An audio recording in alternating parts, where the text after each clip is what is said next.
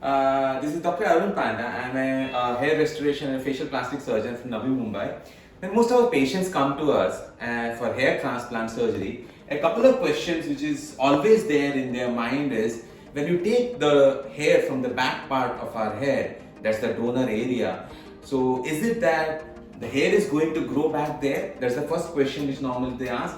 And the second question which they normally ask is the donor area going to be like bald like the other areas, like the front, if you have taken up all the hair from the back? So to answer this question, let me just explain you a couple of things. First thing is, in an Asian population, so the donor area, the permanent donor zone, which is about a 2.5 inch area, which runs all the way from the occipital protuberance all the way to the to above the ear. So this area has around 80,000 hair. So when we calculate that, it is approximately 50 follicular units or 80,000 hair.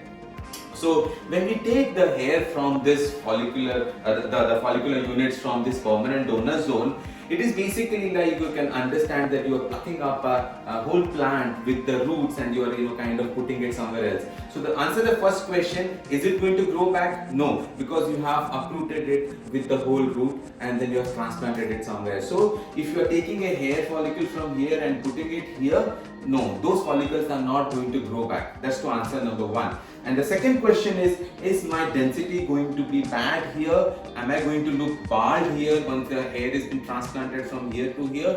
So to explain this, basically, as I told you, we have about 80,000 hair, which comes to about, divided by 1.6 is something like 50,000 follicular units here. So now when we take this, we make it a point that we are not taking the whole in an area. Like for example, if I calculate a square centimeter has got about 300 follicular units if you kind of calculate the whole area.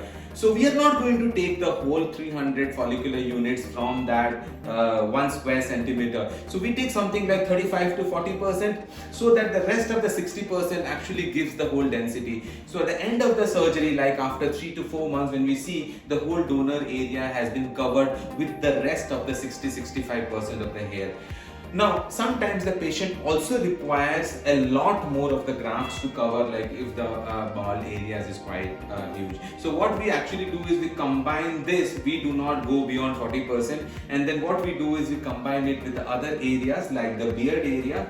Can you just turn for a second here?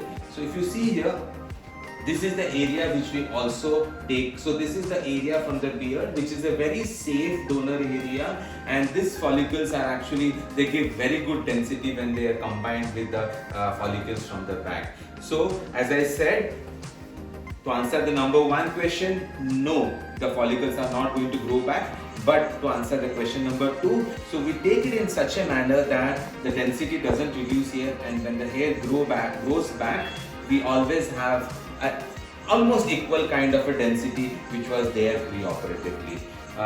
So these are the two donor areas which you normally take. If you have any queries regarding hair restoration or any of the facial plastic surgical procedure, please feel free to get in touch with us. We'll be more than happy to help you. Thank you.